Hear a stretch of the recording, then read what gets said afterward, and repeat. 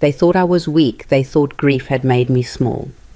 And as I watched my own son and his wife drug my tea that Tuesday evening, smiling at me like I was already gone, I let them believe it, because while they were planning to steal my life, I was planning something they'd never see coming. My name is Margaret Hale. I'm 66 years old, and the day I buried my husband, I inherited $29 million that no one knew about. This is the story of how my family tried to destroy me, and how I made sure they'd regret every single second of it. Before I continue, I need you to do something for me. Drop a comment right now with the city you're watching from. I want to see how far the story travels, and hit that like button, because what happens next is going to make you question everything you think you know about family. The funeral was beautiful, I'll give them that much. White roses everywhere, David's favorite, though I'm not sure Ethan actually remembered that, or if the funeral director just made a lucky guess.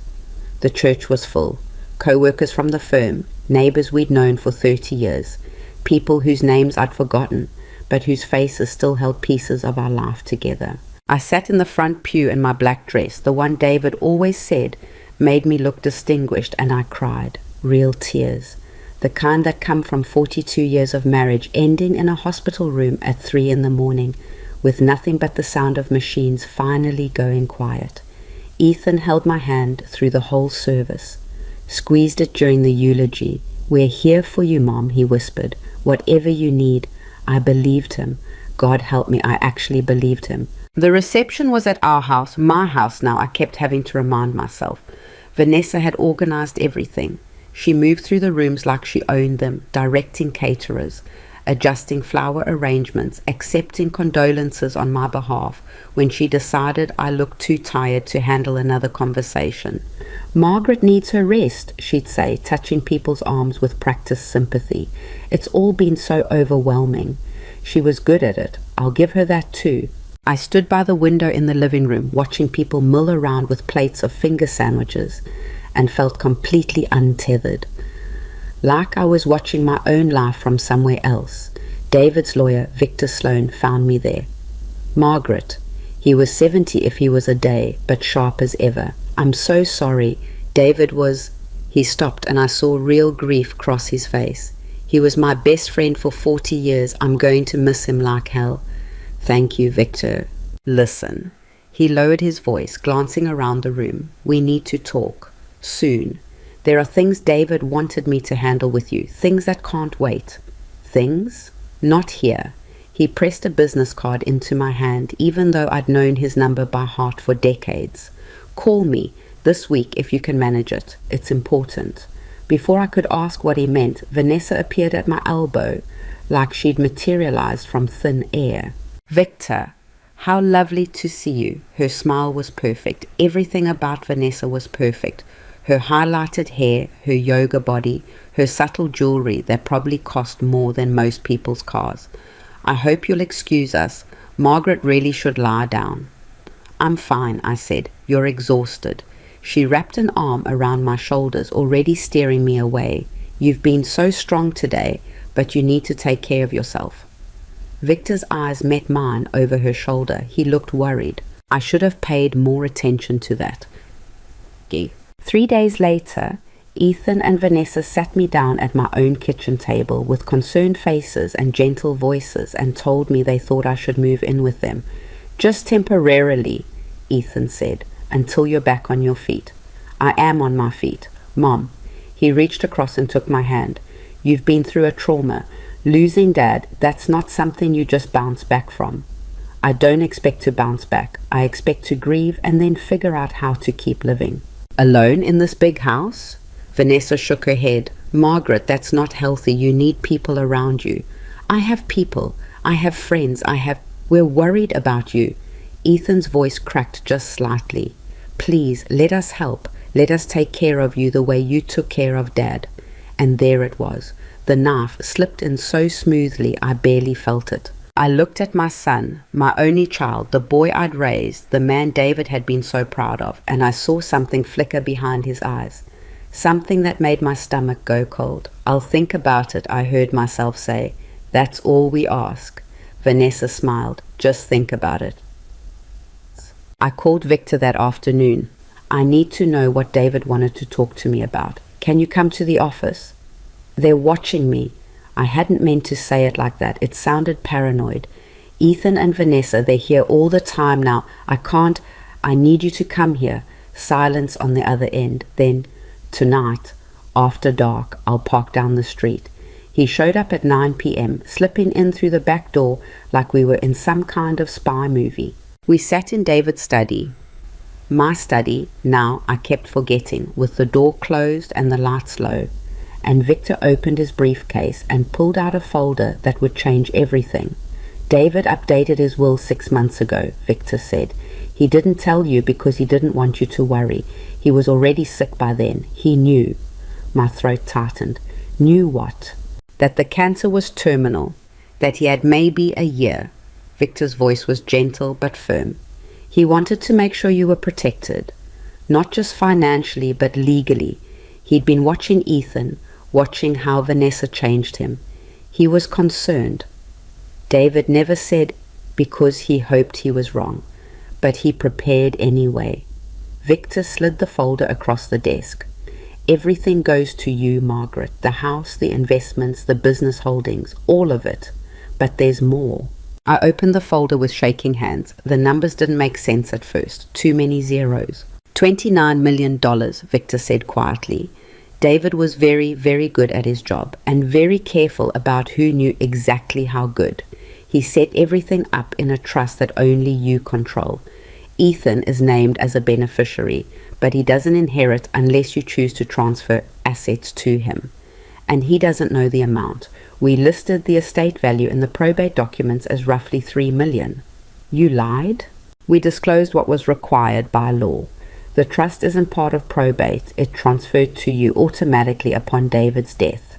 As far as anyone else knows, including Ethan, you have a comfortable but modest inheritance. I stared at the papers, at my husband's signature, at the date, 6 months ago, when he was already dying and I didn't even know it. Why didn't he tell me? He was going to. He just ran out of time. Victor leaned forward. Margaret, listen to me. You need to be very careful. Don't tell anyone about this money. Not Ethan, not Vanessa, not your closest friend. David set this up specifically because he was afraid of what might happen if certain people knew how much you were worth. Certain people meaning my own son? The look on Victor's face was answer enough. There's one more thing. He pulled out another document. David wrote you a letter. He made me promise to give it to you exactly 1 week after the funeral. Today. My hands were shaking so badly I could barely open the envelope. Okay. My dearest Margaret, if you're reading this, I'm gone and I'm so sorry. Sorry for leaving you. Sorry for not being honest about how sick I was. Sorry for not having more time. But I'm not sorry for what I'm about to tell you to do. Our son has changed. I don't know exactly when it happened or how much of it is Vanessa's influence, but the Ethan we raised, the kind, thoughtful boy who used to bring you flowers he picked from the neighbor's garden, he's not who's living behind those eyes anymore. I've watched him become someone who values money over people, who sees opportunities instead of relationships, who married a woman who taught him that being ruthless is the same as being successful. I tried to reach him. God knows I tried. But some people choose who they want to be, and we have to accept that choice, even when it breaks our hearts. The money I'm leaving you is not just an inheritance, it's protection and power and freedom. Don't let them take it from you. Don't let them make you small. They will try, Vanessa especially. She's good at finding weaknesses and exploiting them. She'll use your grief against you. She'll use your age. She'll use your love for Ethan. But you are not weak, Margaret. You are not fragile. You are the strongest person I've ever known, and you're about to prove it. Trust Victor. Trust yourself. And whatever happens, don't let them see you coming. I love you. I've loved you since the day I saw you in that library, pretending to read Hemingway when you actually had a romance novel hidden inside the dust jacket. I'll love you beyond whatever comes next. Be brave, be smart, and make them wish they'd never underestimated you. Forever yours, David. I read it 3 times while Victor sat quietly, watching me. When I finally looked up, my cheeks were wet, but my hands had stopped shaking. He knew, I whispered. He knew they were going to come after me. He suspected, and he wanted you to be ready. What do I do? You do exactly what the letter says. Victor's voice was steel wrapped in silk. You make them think you're exactly what they expect. Grieving, fragile, overwhelmed, and while they're busy planning whatever they're planning, you and I prepare for war. I don't know how to. So, yes, you do. He stood up, gathering his papers. You've spent 42 years being underestimated, Margaret. First by colleagues who thought you were just the boss's wife. Then by a society that thinks women over 50 become invisible. Now by your own family. But David saw you, and I see you. And very soon, Ethan and Vanessa are going to see you too. After he left, I sat in that study for hours, holding David's letter, feeling something cold and clear settle into my chest where grief had been living. They wanted to play games with a sad old widow? Fine. Let them try. I moved into Ethan and Vanessa's house 2 weeks later. They helped me pack like I was a child who couldn't be trusted with her own belongings. Vanessa sorted through my clothes with a running commentary about what I'd actually need versus what could go to charity. Ethan boxed up David's things with efficient speed that felt more like erasure than grief. This is good, Mom, he kept saying. This is really good, you'll see. Their house was massive, some sprawling modern thing in the suburbs with more square footage than any 3 people could possibly need. They gave me a bedroom on the first floor, so you don't have to deal with stairs, that was tastefully decorated in shades of beige and had its own bathroom. Your own space, Vanessa said, smoothing the duvet with manicured hands. But we're right upstairs if you need anything. I thanked her and unpacked my small suitcase and tried not to notice how the door didn't have a lock. The first few days were almost nice. They made an effort. Family dinners where Ethan asked about my day, even though I hadn't gone anywhere. Movie nights where Vanessa let me pick what we watched. Small kindnesses that might have felt genuine if I hadn't seen that flicker behind Ethan's eyes. If I hadn't read David's letter 100 times until I'd memorized every word. Don't let them see you coming. So I played my part. I was quiet, compliant. Appropriately sad, but not dramatically so. I let Vanessa pick up my clothes when we went to lunch. I let Ethan handle phone calls from the estate lawyer about routine paperwork. I acted like a woman who'd lost her compass and was grateful for someone else to navigate. And I watched. I watched Vanessa take 3 phone calls that made her lower her voice and step out of rooms. I watched Ethan go through mail addressed to me before I ever saw it. I watched them exchange looks across the dinner table that they thought I was too grief-dulled to notice. I was right. David was right. Something was coming. It started small. Mom, I was thinking, Ethan said one morning over coffee. You should probably sign some paperwork, just standard stuff. Power of attorney, healthcare proxy, just in case.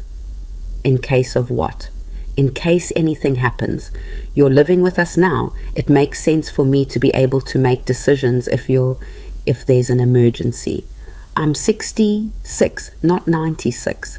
I know, he laughed, but it didn't reach his eyes. I just want to make sure you're protected. Let me think about it. His jaw tightened just for a second, then the smile was back. Sure, of course, no rush. But 2 days later, Vanessa brought it up again, then Ethan, then both of them together over dinner with concerned faces and reasonable arguments about how this was just common sense, just basic planning, just what any responsible adult would do. I kept saying I'd think about it, and they kept pushing. We found a great attorney, Vanessa said a week later, Mark Breslin. He specializes in estate planning. We could all go meet with him next week. I have an attorney, Victor Sloan. Victor's wonderful, but he's getting on in years, isn't he? She said it so sweetly. Mark is younger, more current on the latest laws. And honestly, Margaret, Victor was David's friend. Don't you think it might be easier to work with someone who doesn't have all those emotional connections? Victor knows my situation. But does he know what's best for you going forward? Ethan leaned in. Mom, we're not trying to push you. We just want to make sure you have the best advice, and Mark comes highly recommended. I agreed to meet with Mark Breslin mostly to see what they'd try next. The meeting was in his downtown office, all glass and chrome and expensive furniture that was somehow uncomfortable, despite probably costing a fortune. Mark was exactly what I expected. Mid-40s, 2 white teeth, handshake just slightly too firm. "Mrs. Hale, I'm so sorry for your loss." He gestured to a chair. "Ethan and Vanessa have told me so much about you." "I'm sure they have." If he caught the edge in my voice, he didn't show it. The meeting was an hour of legal jargon wrapped around one central message. I should sign documents giving Ethan power of attorney and making him the primary decision maker for my healthcare and finances. "It's just smart planning," Mark said. "At your age, with the stress of recent events, you want to know that someone you trust can step in if needed." What kind of "if needed" are we talking about? Oh, anything. A medical emergency, cognitive decline, even just the complexity of managing a large estate. Sometimes it's easier to have someone younger handle the details. My husband managed a large estate until the day he died. He was 70. Mark's smile never wavered. "Of course, I'm just saying options are good. Ethan is clearly devoted to your well-being." I looked at my son, sitting beside Vanessa with his concerned face and his expensive suit, and I saw David's words written across his forehead. "She'll use your age." "I'll think about it," I said. "Mom," I said, "I'll think about it." The drive home was silent, tense. That night I heard them arguing in the kitchen. I was supposed to be asleep, but I'd learned to move quietly through their house to find the places where sound carried. "She's not going to sign." Vanessa's voice was sharp. "I told you this was taking too long." "She will. She just needs more time." "We don't have more time. Victor Sloan is going to figure out what we're doing." "Victor doesn't know anything." "Victor knew your father for 40 years. You think he doesn't suspect?" A pause. Then Ethan. "So what do you want to do? We move to phase 2. Already? Unless you want to wait until she transfers everything to some charity or decides to rewrite the will in favor of her book club friends." Vanessa's voice dropped lower. "Your father left her millions, Ethan. Millions that should rightfully be yours. But as long as she's competent and in control, we can't touch it. So we need to make sure she's not competent, and we need to do it fast." My hands were shaking. "The doctor," Ethan said slowly, "you really think he'll—" "Dr. Morrison will do exactly what we pay him to do. And with the right documentation, we can have her declared incompetent within a month. Once you have conservatorship, everything transfers to your control. And if she fights it? She's a 66-year-old widow with no allies except an ancient lawyer. Who's going to believe her over medical documentation and a concerned son?" Silence. Then, "Okay, set it up." I made it back to my room before my legs gave out. I called Victor at midnight from the bathroom with the shower running to cover the sound. "They're moving faster than I thought," I whispered. "They have a doctor. They're planning to declare me incompetent. Slow down. Tell me everything." I did. Every word I'd heard, every implication. When I finished, Victor was quiet for a long moment. "Margaret, listen to me very carefully. Can you get me the doctor's name?" "I think she said Dr. Morrison." "I'll look into him. In the meantime, you need to do exactly what we discussed. Act the part. Don't let them know you're onto them. Can you do that?"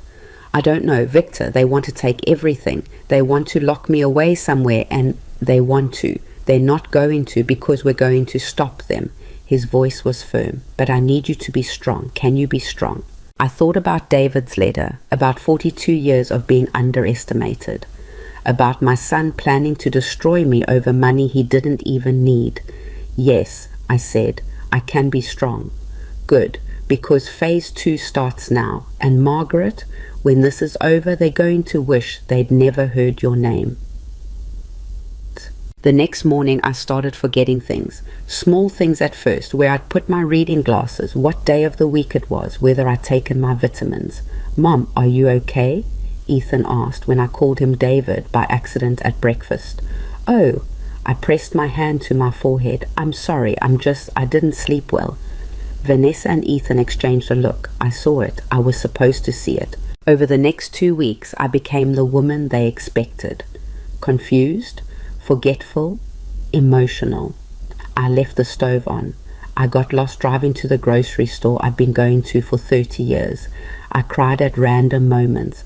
I asked the same questions multiple times. I was so good at it that sometimes I almost scared myself. And through it all, Victor and I met in secret, in parking lots, in coffee shops, once in a storage unit where he had me sign real legal documents that would protect me when everything went to hell. They've scheduled a psychiatric evaluation, he told me. Dr. Morrison. Next Tuesday, they're going to use it to petition for emergency conservatorship. What do I do? You go to the evaluation, you answer his questions, and you trust that I'm building a case that's going to bury them. Victor, do you trust me? I thought about David, about 40 years of friendship between two men who'd built empires together. Yes. Then let them think they're winning, because Margaret, when we spring this trap, I wanted to destroy them completely. Miawaig. The psychiatric evaluation was scheduled for 2 p.m. on a Tuesday. They were very clever about it. Vanessa made me tea that morning. Special tea, she said, with herbs that would help me relax. She watched me drink it with eyes that looked concerned, but held something else underneath. I drank half the cup. When she left the room, I poured the rest down the sink. But I'd had enough. By the time Dr. Morrison arrived, I was genuinely dizzy. The room kept tilting. My words came out slurred. I wasn't acting anymore. They drugged me. My own son had drugged me. Dr. Morrison was exactly what I expected. Professional, sympathetic, asking questions designed to make me look incompetent. Mrs. Hale, can you tell me what year it is? I stared at him. The room swam. Mrs. Hale, 2000... I couldn't remember. Why couldn't I remember? It's okay. Can you tell me who the president is? Blank. Everything was blank.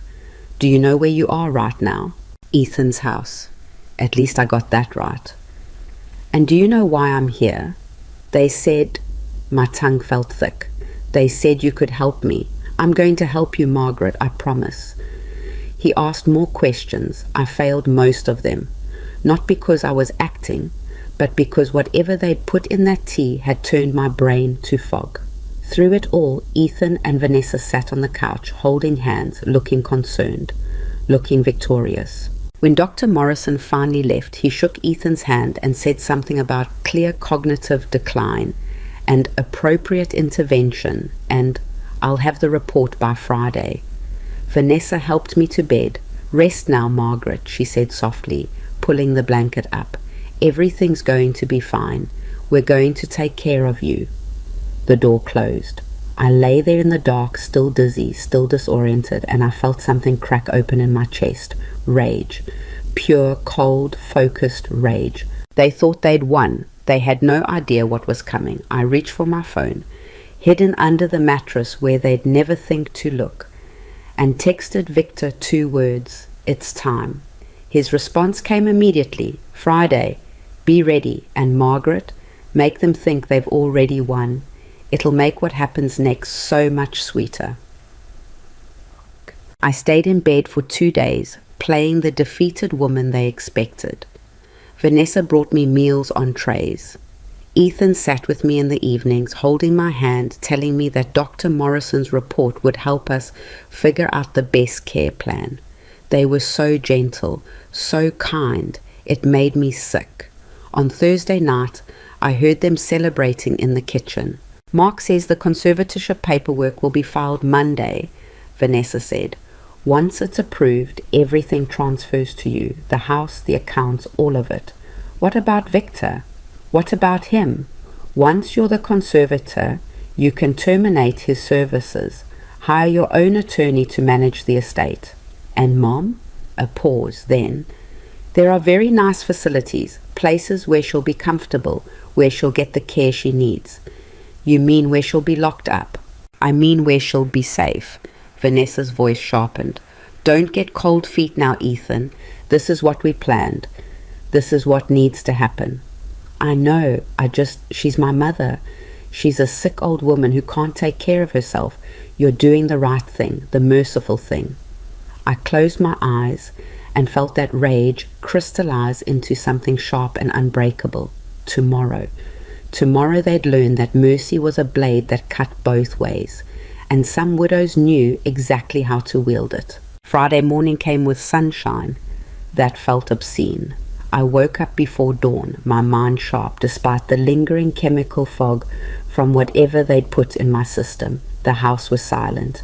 Ethan and Vanessa wouldn't be up for another 2 hours.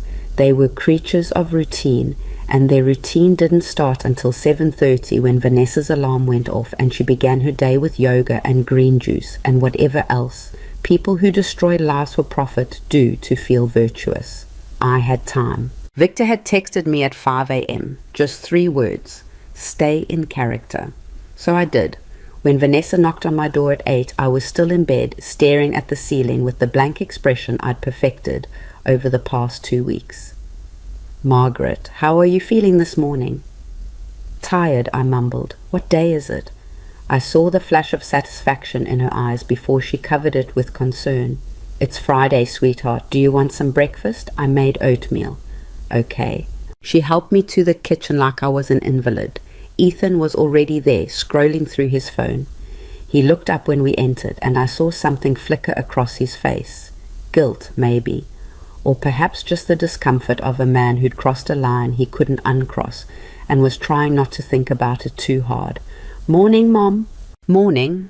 I sat down slowly, letting my hand shake when I picked up the spoon. The oatmeal tasted like cardboard, but I ate it mechanically, playing the broken woman they needed me to be. So, Vanessa said brightly, sitting across from me, Dr. Morrison's report came through. Mark Breslin received it this morning. I looked at her blankly. Mark? The attorney, remember? He's been helping us with the legal arrangements. Oh, yes. I let my face crumple slightly. I'm sorry, I can't. Everything's so confused. Ethan reached over and patted my hand. It's okay, Mom. That's why we're doing this, to help you. The lies came so easily to him now. I wondered when that had happened, when my son had learned to look me in the eye and lie with such practiced sincerity. The report confirms what we suspected, Vanessa continued. Early-stage dementia, some cognitive impairment, difficulty with daily tasks. Mark thinks we should move forward with the conservatorship petition next week. What's that mean? I asked, making my voice small. It just means Ethan will handle your finances and medical decisions, so you don't have to worry about anything. You can just rest and focus on feeling better. Rest. What a pretty word for what they were planning. I nodded slowly, like I was processing this through layers of fog. If you think that's best. The relief on their faces was almost comical. We do, Ethan said firmly. We really do. There is one thing we need you to sign today, though. Vanessa pulled out a folder I hadn't noticed sitting on the counter. Just some preliminary paperwork to get the process started. What kind of paperwork? Nothing major, just giving Mark permission to represent you in the conservatorship proceedings and a few other administrative things. I stared at the folder, at their expectant faces, at the trap they thought they were springing. I should call Victor, I said quietly. The temperature in the room dropped about 20 degrees. Why would you need to call Victor? Vanessa's voice was still pleasant, but steel had crept into it. He's my lawyer, David always said. Mom. Ethan's hand tightened on mine. Victor is old. He doesn't understand the kind of care you need right now. Mark is better equipped to handle this. But, please, his voice cracked. Just sign the papers. Let us help you. Don't you trust us? And there it was, the question designed to make me feel guilty for doubting them, the emotional manipulation that had probably worked on me 1,000 times before. I looked at my son and felt nothing but cold clarity. Okay, I whispered, I'll sign. I watched Vanessa pull out the documents, watched her flip to the signature pages, carefully covering the text above with her hand. watched Ethan hand me a pen with the kind of encouraging smile you'd give a child learning to write their name. I held the pen over the paper, and then I set it down. Actually, I said, and my voice was different now, clearer, stronger. I think I will call Victor after all. Vanessa's smile froze. Margaret's? Because these aren't just preliminary papers, are they? I picked up the document, moving Vanessa's hand aside to read the actual text. This is a voluntary conservatorship agreement. If I sign this, I'm literally handing over control of my entire life to Ethan. My finances, my medical decisions, my right to make my own choices. I'm declaring myself incompetent. The silence that followed was deafening. Mom, Ethan's voice was careful now, wary. You're confused. You're not reading that right. I'm reading it perfectly right, and I'm not signing it. You're not thinking clearly. I'm thinking more clearly than I have in weeks. I stood up and I wasn't shaking anymore, wasn't playing fragile. Actually, since we're all being so honest this morning, let me tell you what I'm thinking. I'm thinking about the tea Vanessa made me before Dr. Morrison's visit, the special tea that made me so dizzy I could barely remember my own name. I'm thinking about the conversations I've overheard, the plans you've made, the doctor you paid to write a report declaring me incompetent. Should I go on? Vanessa recovered first. She always was quick. That's paranoid thinking, Margaret. That's exactly the kind of delusion Dr. Morrison documented. I'm experiencing betrayal by my own son and his wife. That's what I'm experiencing. Mom, please. Ethan stood up, reaching for me. I stepped back. Don't touch me. You're not well. You need help. What I need is to get out of this house. I started toward my room, my heart pounding. I'd broken character too soon. Victor had said to wait, to let them think they'd won until the very end. But I couldn't do it anymore. I couldn't sit at that table and pretend while they tried to erase me with paperwork and fake concern. Vanessa moved fast, blocking the hallway. You're not going anywhere. Excuse me? You're clearly having an episode, a break from reality. We can't let you leave when you're like this. You might hurt yourself or someone else. The threat was barely veiled. I looked past her to Ethan, waiting for him to say something, to tell his wife she was going too far. He didn't. Vanessa's right, he said instead. We need to keep you safe, even if that means protecting you from yourself. And just like that, I understood. They weren't going to let me leave. They'd planned for this contingency too. If I figured out what they were doing, if I tried to resist, they'd simply hold me here and accelerate their timeline, force the conservatorship through. Claim I was a danger to myself. They'd thought of everything. Almost everything. You're holding me prisoner, I said flatly. We're keeping you safe, Vanessa corrected. There's a difference. Is there? Because from where I'm standing, it looks like kidnapping. Ethan flinched. Don't be dramatic. Dramatic? Your wife just told me I can't leave your house. What would you call that? Necessary intervention? Vanessa crossed her arms.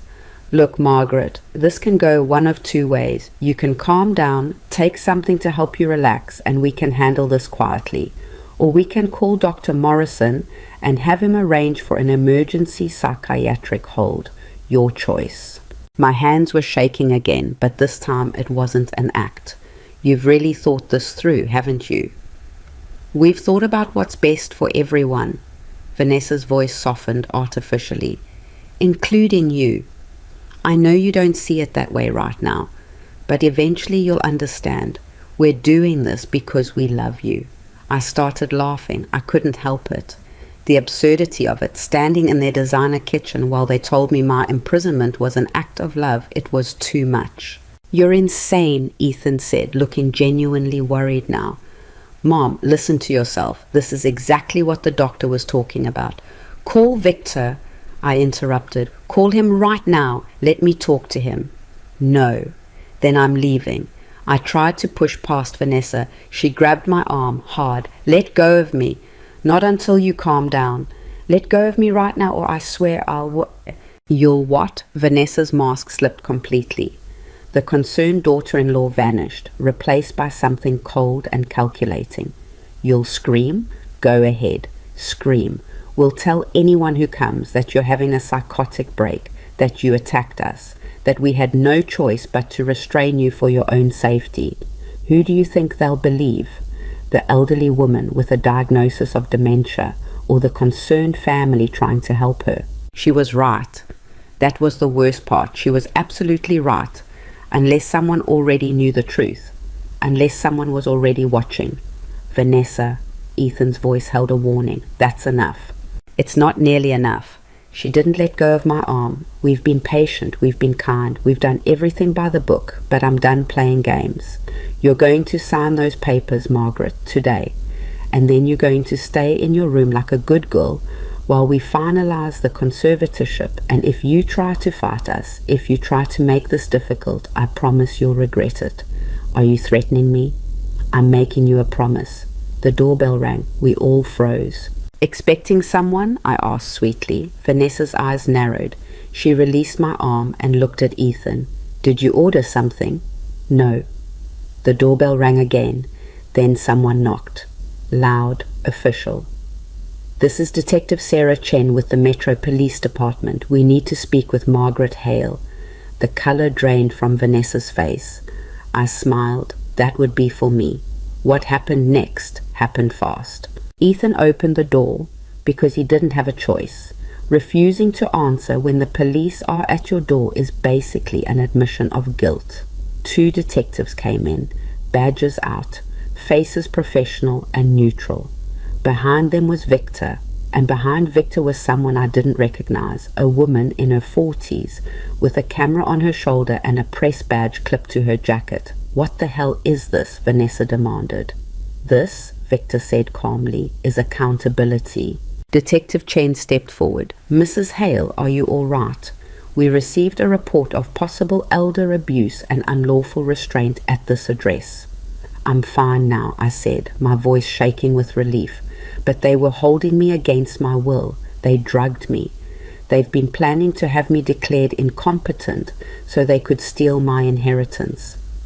That's a lie. Ethan's face was red. She's confused. She's been diagnosed with dementia by Dr. Lawrence Morrison. Yes. Victor pulled out a folder from his briefcase, whose medical license was suspended 3 years ago in another state for falsifying psychiatric evaluations in conservatorship cases. Who's been under investigation for elder financial abuse for the past 18 months. Who made the mistake of accepting a $50,000 payment from you 2 weeks ago, which we have documented through bank records. Vanessa went white. You can't. That's private. Actually, it became very public when we obtained a warrant yesterday afternoon. Detective Chen pulled out her own folder, along with recorded conversations between you and Dr. Morrison discussing the fabrication of Mrs. Hale's diagnosis, and between you and your husband discussing plans to institutionalize his mother once you gained control of her assets. You recorded us? Ethan looked at me like I'd stabbed him. In our own home? You imprisoned me in your home, I shot back. I had every right to protect myself. We didn't imprison. You literally just told me I couldn't leave. I turned to Detective Chen. 5 minutes ago, your colleague heard it through the door. The second detective nodded. We heard the whole conversation, the threats, the physical restraint, Mrs. Hale attempting to leave and being blocked. Victor stepped closer and his voice was ice. Did you really think I'd let you destroy her? That I'd sit back and watch you dismantle everything David built, everything Margaret deserves, just so you could fund your lifestyle? I've been building this case since the day you convinced her to move in here. Every conversation she overheard, every forged document, every payment to Morrison, every call to your accomplice attorney Mark Breslin. We have it all.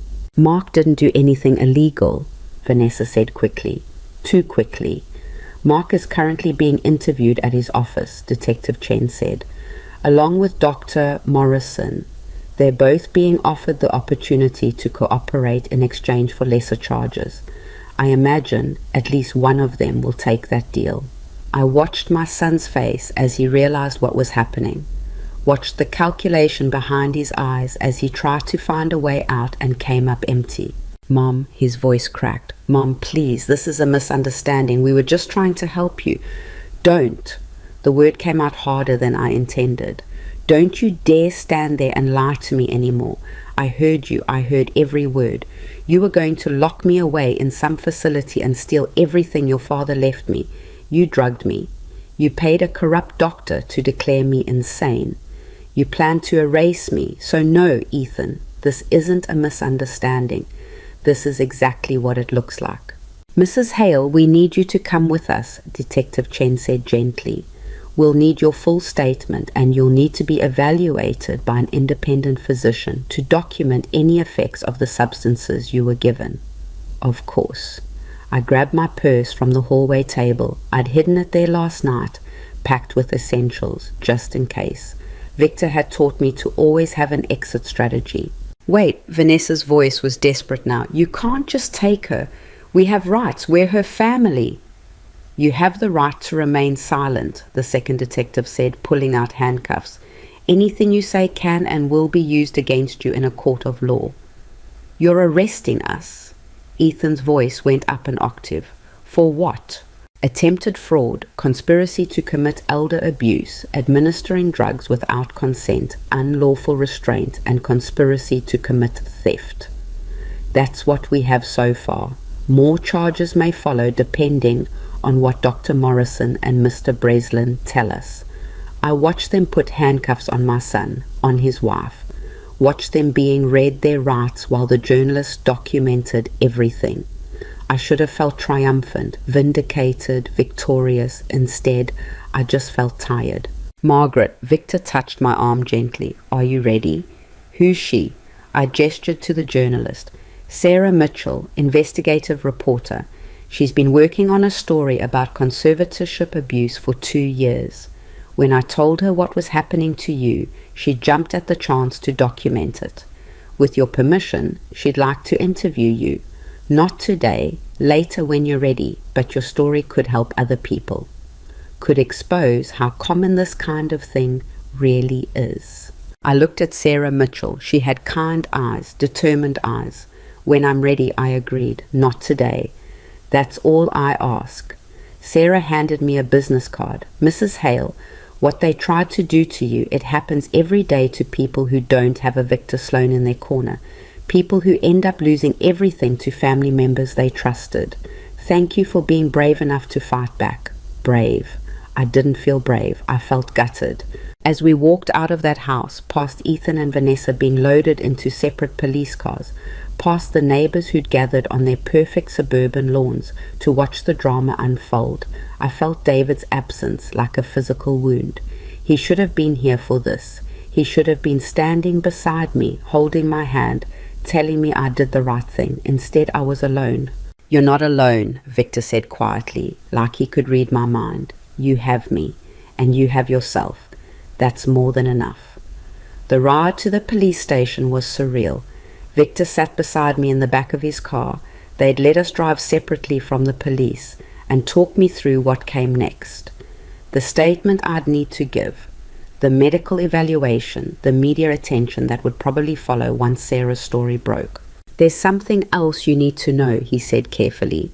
"Mark Breslin isn't just Ethan and Vanessa's attorney. He's connected to a larger network. This isn't the first time he's been involved in conservatorship fraud. We found at least 6 other cases with similar patterns. Vulnerable older adults convinced to give power of attorney to family members who then liquidate their assets. 6? That we know of. There are probably more. The scheme is sophisticated. They target people who've recently lost spouses, who are isolated, who trust their children, and they move fast before anyone can intervene. I felt sick. So this was never about me specifically. I was just, a mark. You were a target because you had money and they knew how to manipulate Ethan. They found his weakness, greed, debt, pressure from Vanessa and exploited it. But Margaret, you're not a victim. You're a survivor. And more than that, you're going to be the reason this whole operation comes crashing down. At the station, I gave my statement to a different detective. a woman named Rodriguez, who'd worked elder abuse cases for 15 years and had eyes that said she'd seen everything and was still capable of being shocked by human cruelty. I told her everything. The tea, the fake evaluation, the conversations I'd overheard, the threats from this morning. She recorded it all, taking notes in crisp handwriting, occasionally asking clarifying questions. Mrs. Hale, I have to ask, why didn't you come to us sooner, when you first suspected what they were planning? Because I didn't have proof. Because they're very good at looking like concerned family members. Because I'm 66 years old and recently widowed, and I knew how it would look. A confused old woman accusing her devoted son of trying to steal from her. Who would have believed me? Rodriguez nodded slowly. You'd be surprised how often I hear that, or maybe you wouldn't be. She closed her notebook. For what it's worth, I believe you, and we're going to make sure they pay for what they tried to do. The medical evaluation confirmed what I already knew. There was nothing wrong with me except elevated cortisol from stress and traces of benzodiazepines in my system that I definitely hadn't taken voluntarily. The doctor who examined me was appalled. Someone gave you enough sedative to impair cognitive function for several hours, she said, checking my blood pressure for the third time. If you'd had an underlying heart condition, this could have been fatal. But I don't have a heart condition. No, but they didn't know that. They were willing to risk killing you just to make you appear confused during an evaluation. She looked me straight in the eye. Mrs. Hale, I've been a physician for 30 years. I've seen a lot of cruelty. But what your family did to you, that's beyond comprehension. I'm so sorry. I was tired of people being sorry. By the time we left the police station, it was late afternoon. Victor drove me to a hotel, the nice kind, with a doorman and room service and sheets that probably cost more than most people's entire beds. You're staying here until we can sort out the house situation, he said. It's paid for. Everything's paid for. And there's security on your floor. No one gets to you without going through them first. Victor, don't argue with me. You've been through enough today. He handed me a key card. Get some rest, order food, take a bath, do whatever you need to do. I'll be back tomorrow morning and we'll figure out next steps. Next steps? The criminal case against Ethan and Vanessa. The civil suit to recover your assets and damages. The investigation into Mark Breslin and Dr. Morrison. And deciding what you want to do with the rest of your life now that you're free. Free. Such a strange word for how I felt. That night, alone in a hotel room that was too nice and too empty, I finally let myself fall apart. I cried for David, for the life we'd had and the future we'd never get. I cried for Ethan, not the man he'd become, but the boy he used to be. The kid who brought me dandelions and called them flowers, who asked me to check for monsters under his bed, who told me I was the best mom in the world and meant it. I cried for myself, for the betrayal, for the fear, for having to fight my own child just to keep what was mine. And when I was done crying, when I'd wrung myself dry, I got up and washed my face and ordered room service and ate pasta in bed while watching terrible reality TV. Because I was alive, I was free, I was myself, and tomorrow I was going to start building something that would make sure what happened to me never happened to anyone else. But tonight, I was going to eat carbonara and not think about anything more complicated than whether the blonde on TV was going to pick the guy with the roses or the guy with the boat. Tomorrow could wait. I'd earned that much.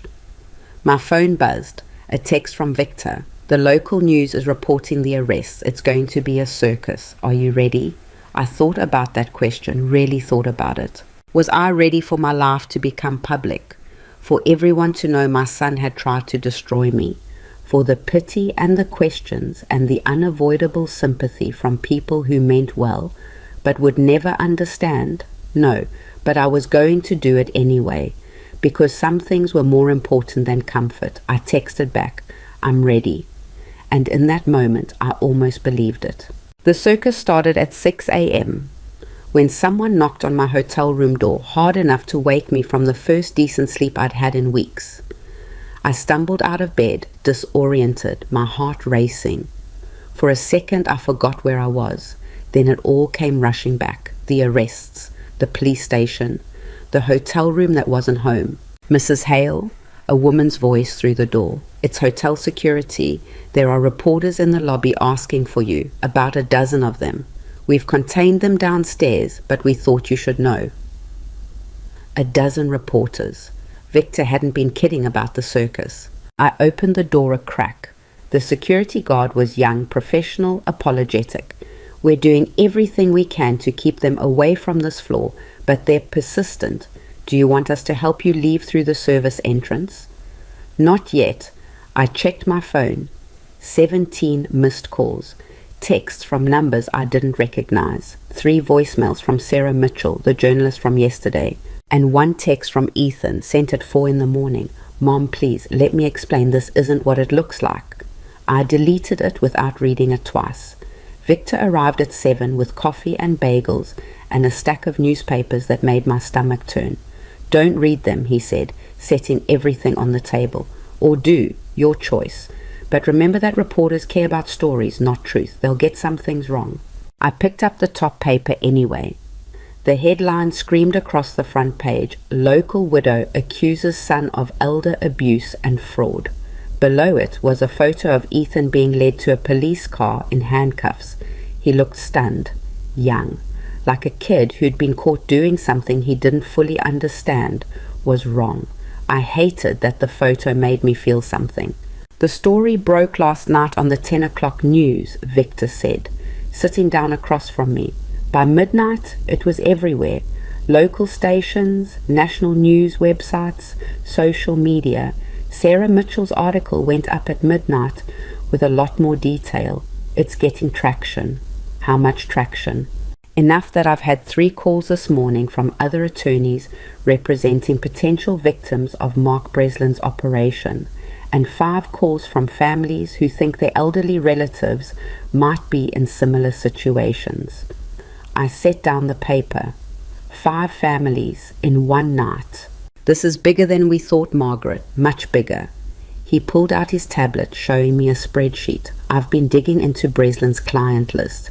In the past 3 years, he's represented family members in 23 conservatorship cases. 23. And in every single one, the conservatorship was granted, the assets were liquidated, and the elderly person ended up in a nursing facility within 6 months. That's not possible. Someone would have noticed. Someone did notice. Several someones, but each case looked legitimate on the surface.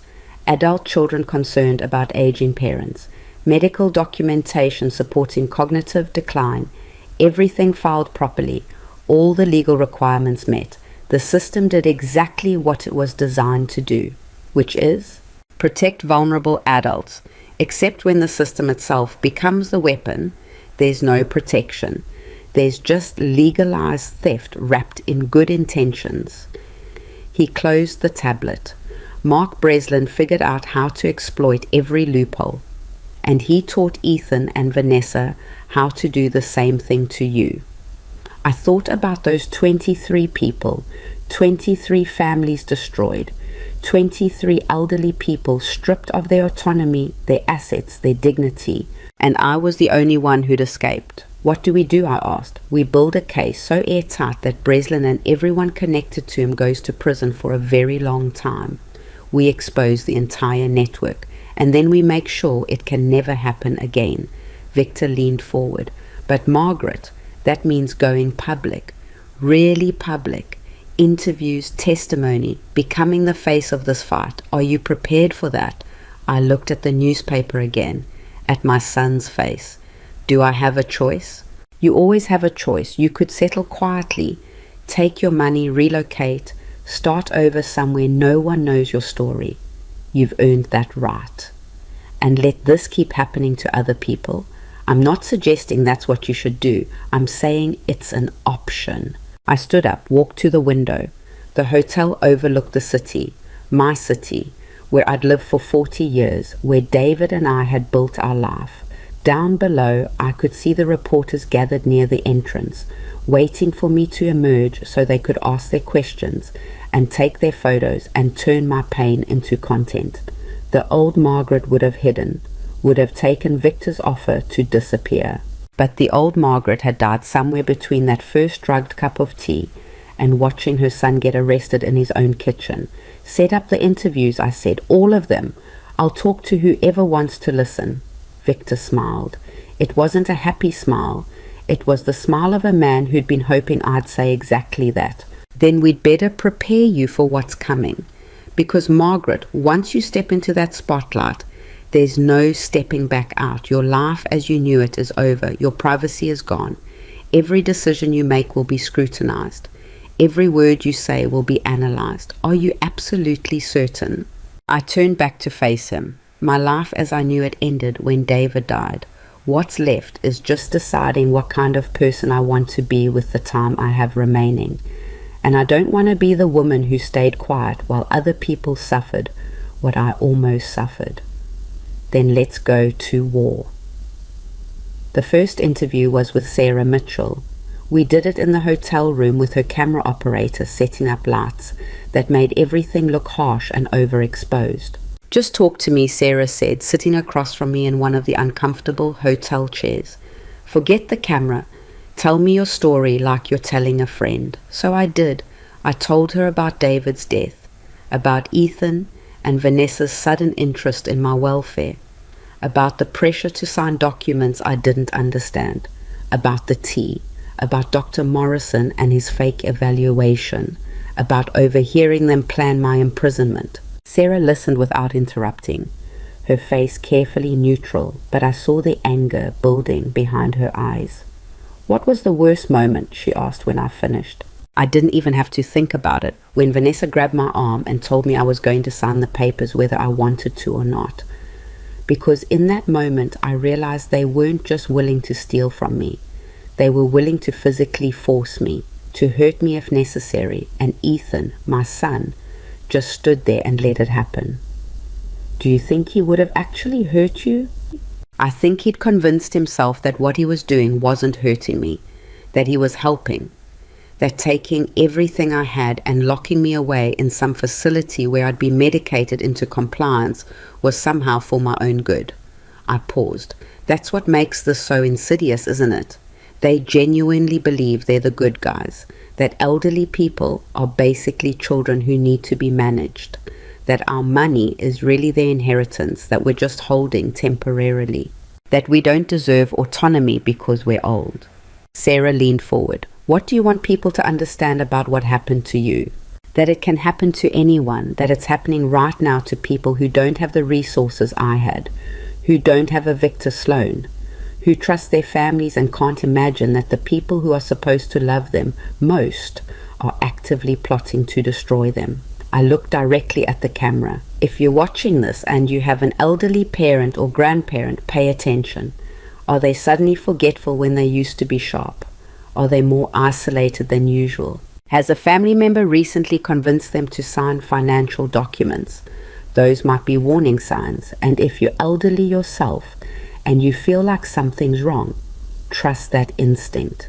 Don't let anyone convince you that you're confused or paranoid. You have the right to protect yourself.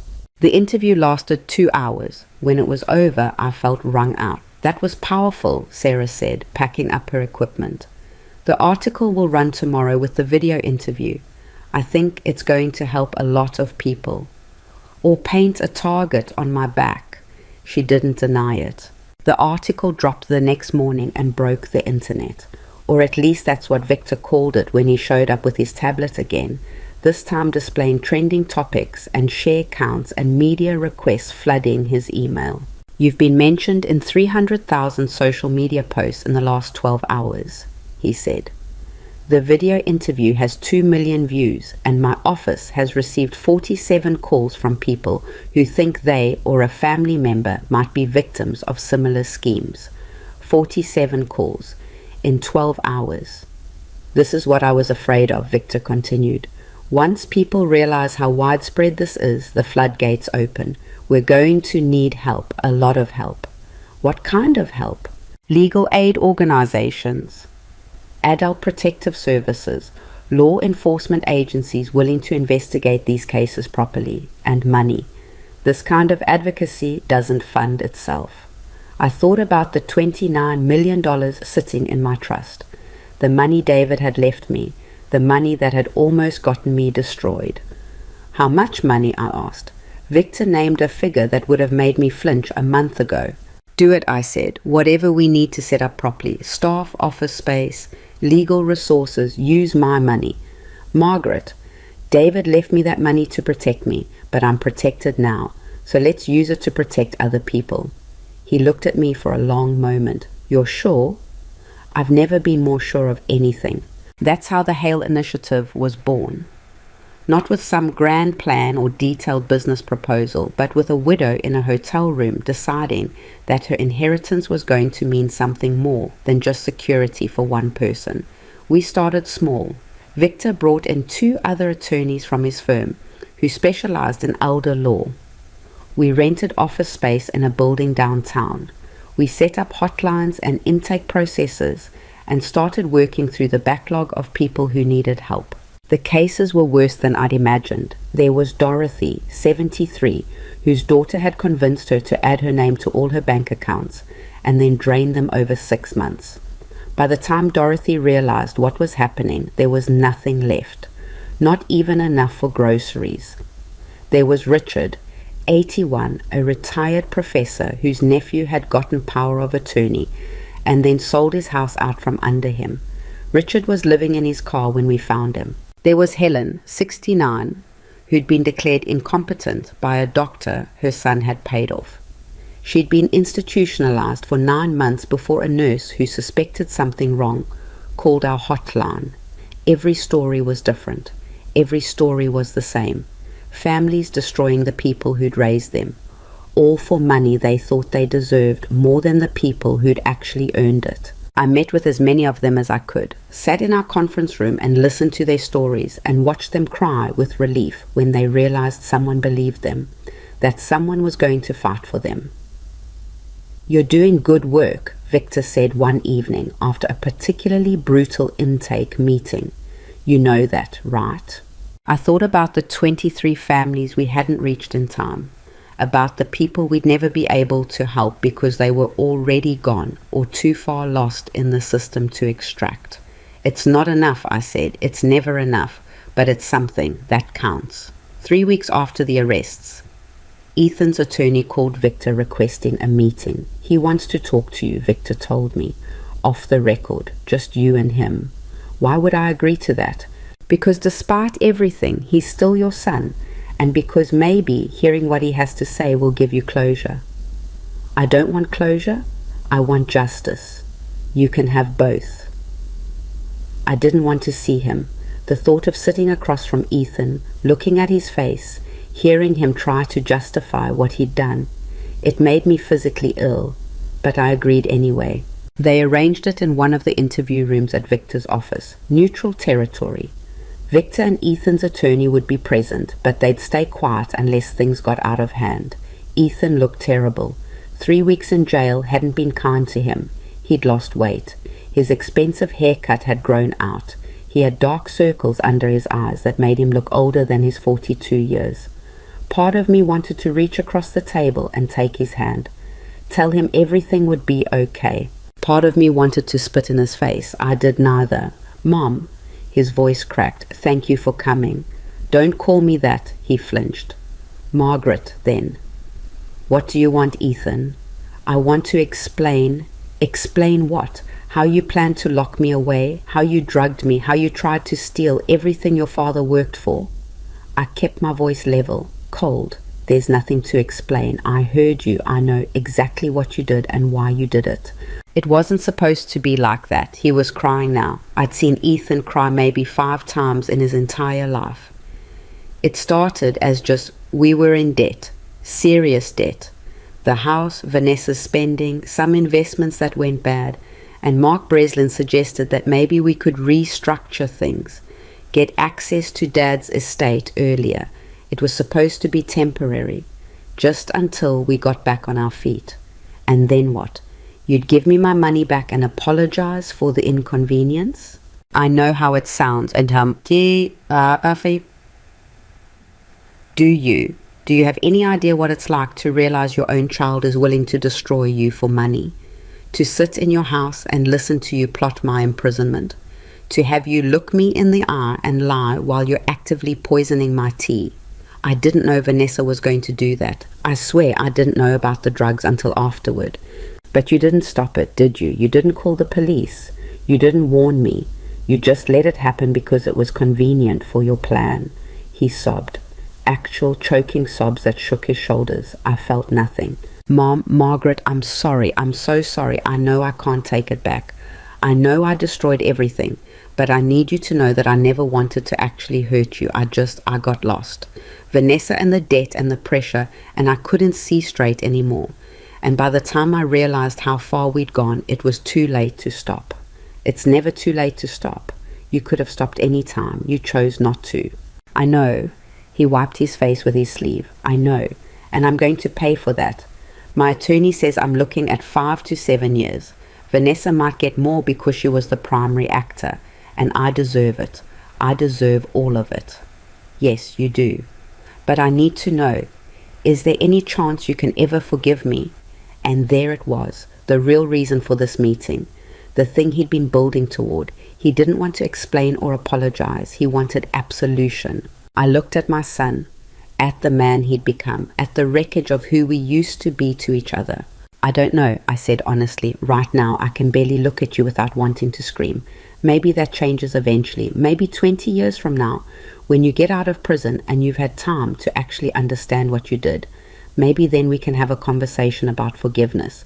But Ethan, even if I forgive you someday, that doesn't mean I'll ever trust you again. That doesn't mean we'll ever have a relationship. You didn't just betray me, you killed something. And you don't get to come back from that just because you're sorry. I understand. His voice was small. I don't think you do, but you will. You're going to have a lot of time to think about it. I stood up. The meeting was over. Wait. Ethan reached across the table like he was going to grab my hand, then thought better of it. There's something else. Something you need to know about the investigation. What about it? Mark Breslin isn't working alone. He's part of something bigger, a network that spans multiple states. They have attorneys, doctors, nursing home administrators, even judges who look the other way, and they're targeting people specifically. Rich widows, elderly people with large estates and no close family. They have lists, Mom, actual lists of potential victims. My blood went cold. How do you know this? Because Mark told me. He recruited us. He has people everywhere finding moths. That's what he called them, marks. And when he found out about Dad dying and leaving you all that money, he reached out to me, told me he could help us get what was rightfully ours. That's how this started. You're telling me you were recruited into an organized crime ring and you just went along with it. I didn't know it was that big. Mark made it sound like a few attorneys helping families navigate difficult legal situations. I didn't realize until later that it was systematic, that there were dozens of us doing the same thing all over the country. Victor leaned forward. Ethan, are you willing to testify about this? To give us names, details, documentation? Ethan looked at his attorney, who nodded slowly. Yes, Ethan said. I'll tell you everything I know on one condition. You're not in a position to negotiate conditions, I said. I know, but I'm asking anyway. He met my eyes. Promise me you'll keep doing what you're doing. The Hale Initiative, helping people. Make sure what almost happened to you doesn't happen to anyone else. That's all I want. That's the only thing that will make any of this mean something. I wanted to tell him no, to tell him he didn't get to assuage his guilt by asking me to do good works in his name. But Victor gave me a slight nod. Fine, I said, I promise. Not for you, for the people who need help. But if you're serious about cooperating, you better give us everything. Every name, every detail, every piece of this operation. Because I'm going to tear it apart from the inside out, and I don't care who gets burned in the process. Ethan's cooperation opened doors we didn't even know existed. He gave us names, addresses, email chains, financial records he'd kept thinking they might be useful someday. He told us about the doctors who do evaluations for a price, the nursing home nursing homes that would take patients, no questions asked. The attorneys in 6 different states who were all running the same scam with Mark Breslin's coordination. It was massive, systemic, and it had been operating for at least 5 years without anyone connecting the dots. Victor brought in federal investigators. The FBI started looking at it as a RICO case, racketeering, organized crime, the whole apparatus. What started as my personal nightmare became a multi-state investigation that made national news, and I became the face of it. More interviews, more testimonies, more nights where I lay awake wondering if I was doing the right thing or just feeding my own need for revenge. But then I'd get a call from someone like Dorothy or Richard or Helen, someone we'd helped, someone who'd gotten their life back because we existed, and I'd remember why I was doing this. 6 months after the arrest, Vanessa's attorney approached Victor about a deal. She wants to talk, he said, off the record, just you and Margaret. No, I said immediately, I'm done with off-the-record conversations with people who tried to destroy me. She has information about the nursing homes, about where they were planning to send you. She says it's important. I almost said no again, but curiosity won out. Vanessa looked worse than Ethan had. Prison had stripped away the yoga tone polish and revealed something harder underneath. Meaner. She didn't cry when she saw me, didn't apologize, just sat down across the table and looked at me with eyes that held calculation even now. You won, she said flatly. Congratulations. This wasn't a game, Vanessa, wasn't it? You played the part of the confused widow. We played the concerned family. It turns out you played it better. She leaned back in her chair. I'm not here to apologize. I'm here because my attorney says cooperation might knock a few years off my sentence. So let's skip the emotional reunion and get to business. I hated that I respected her for being honest about it. What do you know? Victor asked. The nursing home they were going to send Margaret to, Riverside Care Facility. It's one of 5 facilities in the network. They're all owned by the same parent company, which is owned by a shell corporation, which is ultimately owned by Mark Breslin and his partners. They institutionalize people, liquidate their assets to pay for care, and pocket the difference. The average stay is 18 months before the patient dies. Dies how? I asked. Vanessa met my eyes. Over-medication, neglect, accidents. Nothing that looks suspicious on paper. But the mortality rate at these facilities is 3 times the national average. The room went silent. You were going to send me there knowing that? My voice shook. Knowing I'd probably be dead within 2 years. I was going to send you there knowing you'd be out of the way and we'd have your money. What happened after that wasn't my problem. The honesty was somehow worse than if she'd lied. You're a monster, I whispered. I'm a realist. You have money. We needed money. The system is set up to let families take control of their elderly relatives. We just use the tools available to us. Those tools are meant to protect vulnerable people, not exploit them. Then maybe the system shouldn't make it so easy. Vanessa shrugged. Look, I'm not saying what we did was right. I'm saying it was possible. And if it's possible, someone's going to do it. We just happen to be the ones who got caught. Victor was making notes, his face impassive. Tell us about the other facilities, names, locations, everything you know. Vanessa did. She gave us details about the operation that even Ethan hadn't known, about the doctors on retainer, about the attorneys who'd perfected the legal frameworks, about the politicians who'd been lobbied to weaken oversight regulations. She talked for 2 hours, methodically dismantling the entire operation, and she did it with the same cold efficiency she'd probably used to plan my imprisonment. When she finally finished, I had one question. Why? I asked. You weren't starving. Ethan had a good job. You had a nice life. Why risk everything for more money you didn't even need? For the first time, something flickered across Vanessa's face. Something that might have been genuine. Because it's never enough, she said quietly. There's always someone with more. A bigger house, a better car. And you look at people like you, people who have millions just sitting there doing nothing, And you think, why should they have it when they don't even use it? When I could use it to build something real. It felt justified, like we were just redistributing resources to people who'd actually appreciate them. That money was my security, my future, my choices. You're 66 years old. How much future do you need? And there it was, the core belief that had driven everything. That elderly people were basically already dead. That our remaining years didn't matter as much as the years of younger people. That our money was wasted on us. I hope you think about that every day you're in prison, I said. I hope you lie awake at night and wonder how many years I'll have that you'll never get to see. I hope my future haunts you. Vanessa's face hardened again. Is that all? That's all. As Victor and I left the prison, he put a hand on my shoulder. You okay? No, but I will be. She gave us everything we need to shut down the entire operation, every facility, every corrupt doctor, every attorney. This is over, Margaret. You won. I thought about those 5 nursing homes, about the people who died in them, about the families who'd never known their loved ones were murdered for profit. It's not over, I said. It's just beginning.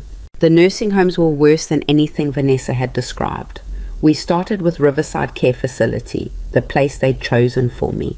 Victor, 2 FBI agents, and a team from Adult Protective Services showed up unannounced on a Tuesday morning with warrants and cameras and the kind of authority that makes administrators nervous.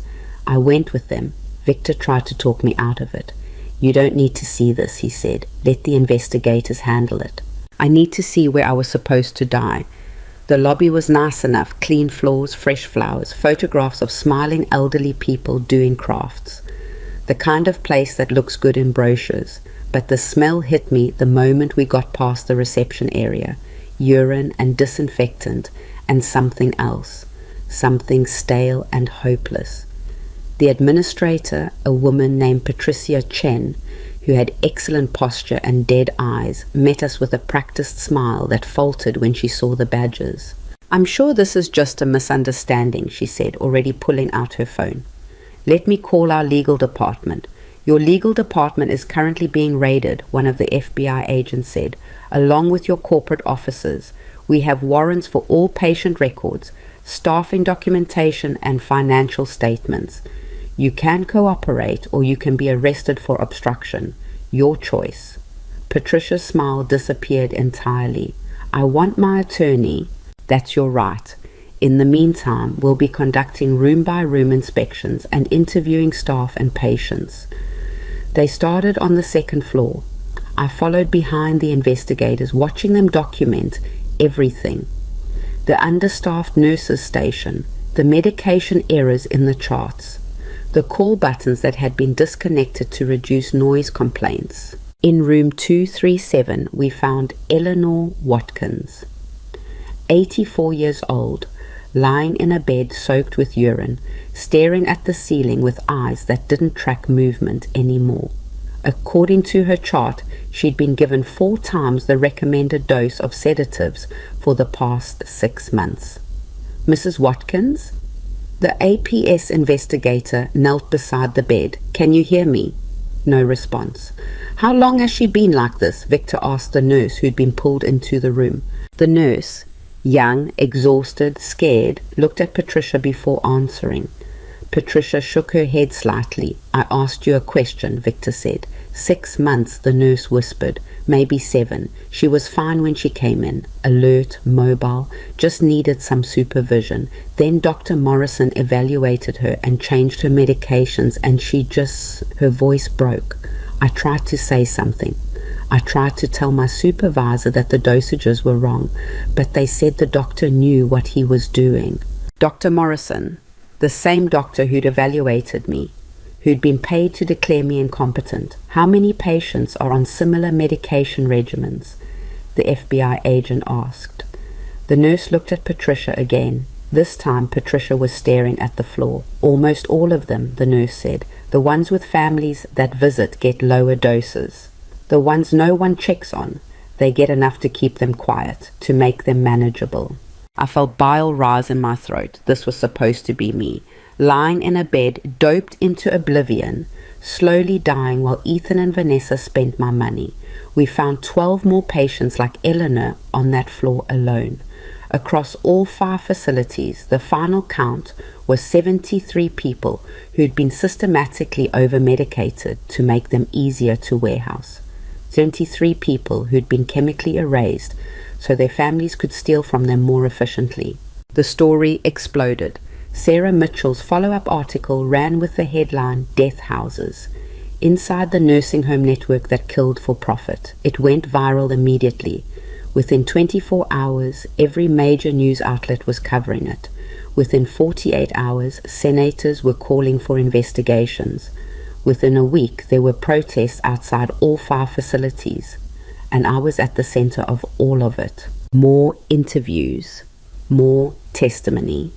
Congressional hearings where I sat at a table with a microphone and told my story to a room full of politicians who looked appropriately horrified for the cameras. "Mrs. Hale," one senator asked, "what do you think needs to change to prevent this from happening to other families?" I looked at him, at his expensive suit, at his practice concern, and I felt something cold settle in my chest. "Everything," I said. "The entire conservatorship system needs to be rebuilt from scratch.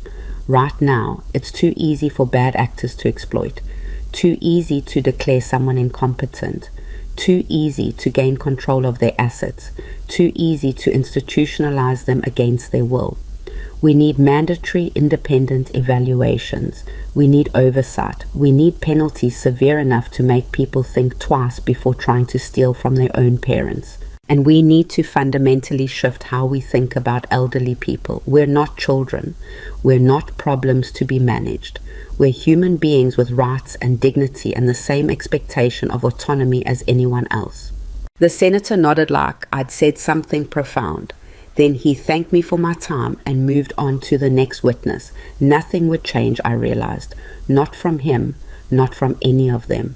If things were going to change, I'd have to do it myself. The Hale initiative expanded faster than I'd imagined possible. Within 6 months, we had offices in 12 states. Within a year, we had a staff of 40, attorneys, social workers, investigators, advocates, people who'd been waiting for someone to organize this fight. We took on cases pro bono, fought conservatorships, investigated nursing homes, trained law enforcement on the warning signs of elder abuse, lobbied for legislative changes, worked with prosecutors to build cases against predatory family members and the professionals who enabled them.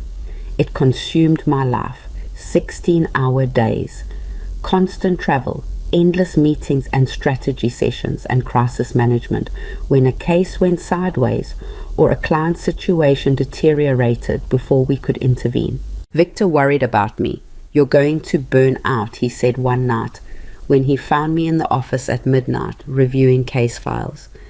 "Margaret, you can't save everyone." "I can try."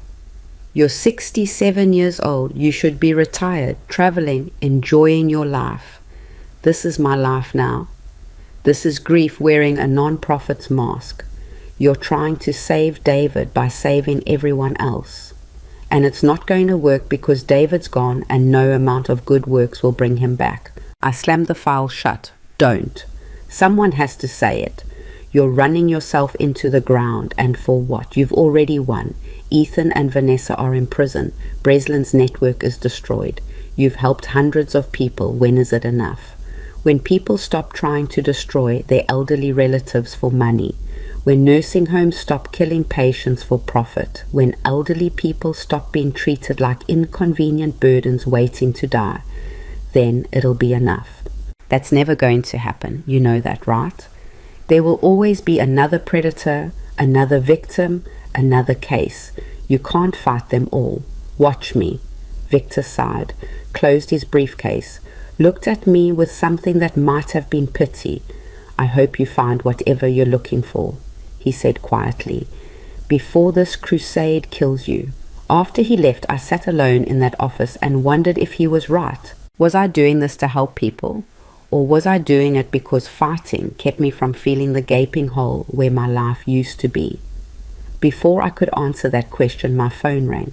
Unknown number. I almost didn't answer. Mrs. Hale, my name is Jennifer Torres. I'm calling from Sacramento. My mother, someone told me you might be able to help. Please, they're trying to take her house and I don't know what to do. I picked up my pen, pulled out a fresh intake form. Tell me everything, I said. Jennifer's mother, Rosa, was 72. Her son, Jennifer's brother, Miguel, had gotten power of attorney while Rosa recovered from a stroke. Then he'd used that power of attorney to transfer the house into his name and take out a second mortgage. By the time Rosa was well enough to understand what had happened, Miguel had already spent most of the money, and the bank was threatening foreclosure. Can you help her? Jennifer asked, her voice breaking. The house, it's all she has. My father built it with his own hands before he died. She can't lose it. She'll die if she loses it. We took the case, flew out to Sacramento, met Rosa in the house Miguel was trying to steal, a modest home in a working-class neighborhood that smelled like the tortillas Rosa was making when we arrived. You came, she said, gripping my hands with surprising strength. Jennifer said you would help, but I didn't believe. Why would someone help me? Because what's happening to you is wrong, I said simply. And because I can. The legal battle lasted 3 months. Miguel fought us at every step, claimed his mother had given him permission, claimed she was confused, claimed we were the ones manipulating her. But we had documentation, we had witnesses, we had a medical evaluation from an independent doctor who confirmed Rosa was perfectly competent and had been throughout her stroke recovery. The judge ruled in Rosa's favor, ordered Miguel to return the house to her name, ordered him to repay the money he'd stolen, and when Miguel tried to argue that he couldn't possibly repay it all, the judge pointed out that he could start by selling the brand new truck sitting in his driveway. Rosa cried when we told her, actually sobbed with relief. Thank you, she kept saying. Thank you, thank you, thank you. And for the first time in months, I felt something other than anger or grief or exhaustion. I felt purpose. But not every case ended like Rosa's. 3 weeks later, we got a call about a man named Walter Chen, 89 years old, veteran, widower. His daughter had moved him into a nursing home against his will and was systematically draining his accounts. By the time we got the referral, Walter had been in the facility for 8 months.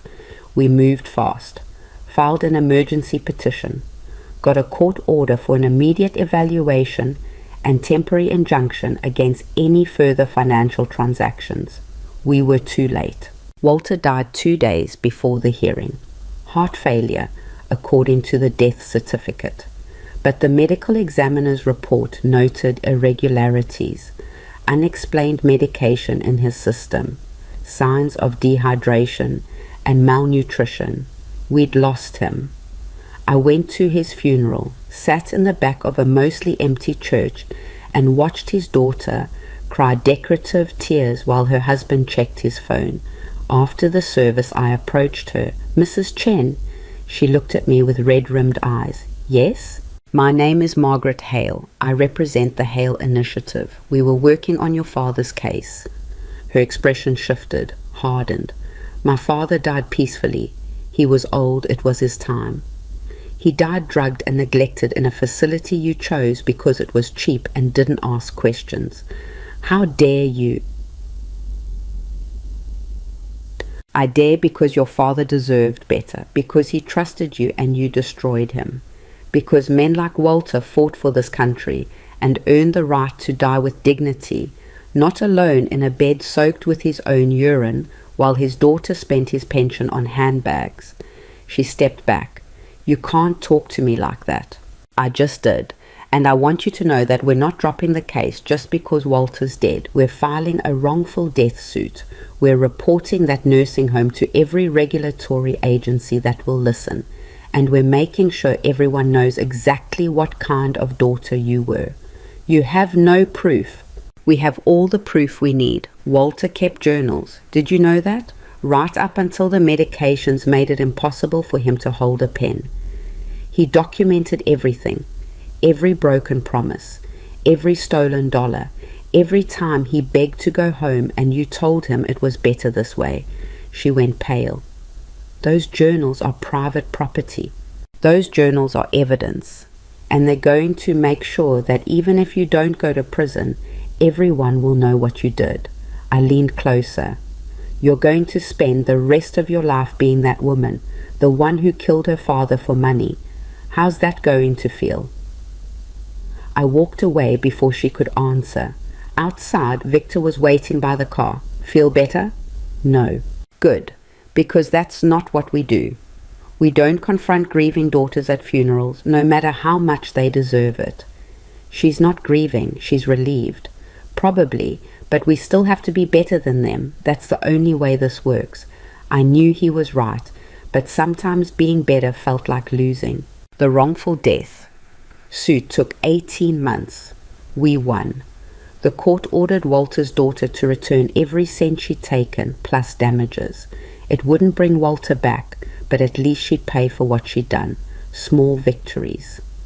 They added up slowly. By the second year, the Hale Initiative had helped over 300 families, recovered over $40 million in stolen assets, shut down 7 predatory nursing homes, and gotten licenses revoked for 12 attorneys and 9 doctors. The numbers should have felt good. They felt hollow. Because for every person we saved, there were dozens we never heard about. For every nursing home we shut down, there were 100 more operating just under the radar. For every corrupt attorney we exposed, there were 10 more who learned to be more careful. I was winning battles and losing the war. The breaking point came on a Thursday. We got a call from a woman in Oregon. Her grandmother was missing. The family had lost contact 3 months ago, and when they finally tracked her down, they found out the grandmother's nephew had gotten conservatorship and moved her into a care facility. The facility claimed the grandmother was too ill for visitors. The nephew claimed he was protecting her from family drama. We took the case, filed petitions, got court orders, showed up at the facility with law enforcement. The grandmother, Alice Morrison, no relation to the doctor, was in the memory care unit, strapped to a wheelchair, drugged until she could barely keep her eyes open. But she was alert enough to recognize her granddaughter, alert enough to whisper, "Help me," before a nurse rushed over and said visiting hours were over. We got her out, emergency court order, had her evaluated by independent doctors, who confirmed she had mild dementia but was nowhere near incapacitated enough to justify the level of sedation she'd been under. Alice recovered over the next few weeks. The medications cleared her system. She started talking again, walking again, being herself again. "They told me I was crazy," she said during one of our follow-up visits. "Every time I said I wanted to go home, they gave me more pills. Every time I asked about my money, they said I was confused. I started to believe them. I started to think maybe I really was losing my mind." "You weren't," I said. "They were gaslighting you, making you doubt your own reality so you'd stop fighting." "How many others?" she asked. "How many people are still in those places being told they're crazy when they're not?" I didn't have an answer that wouldn't break both of us. That night, I called an emergency meeting with the entire Hale Initiative staff. "We're not doing enough," I said. "We're reactive. We wait for people to call us, but by the time they call, it's usually too late. We need to be proactive." "What are you proposing?" asked Rachel Kim, our Director of Operations. "I want us to start investigating facilities preemptively. Nursing homes, assisted living, memory care, send in trained observers, document conditions, build cases before victims even know they need us. That's going to require significant resources," Victor pointed out. "More staff, more legal support, more money. Then we'll raise more money. I'll liquidate more of my assets if I have to, but we can't keep fighting this battle one case at a time. We need to scale up." "Margaret," Victor's voice held a warning.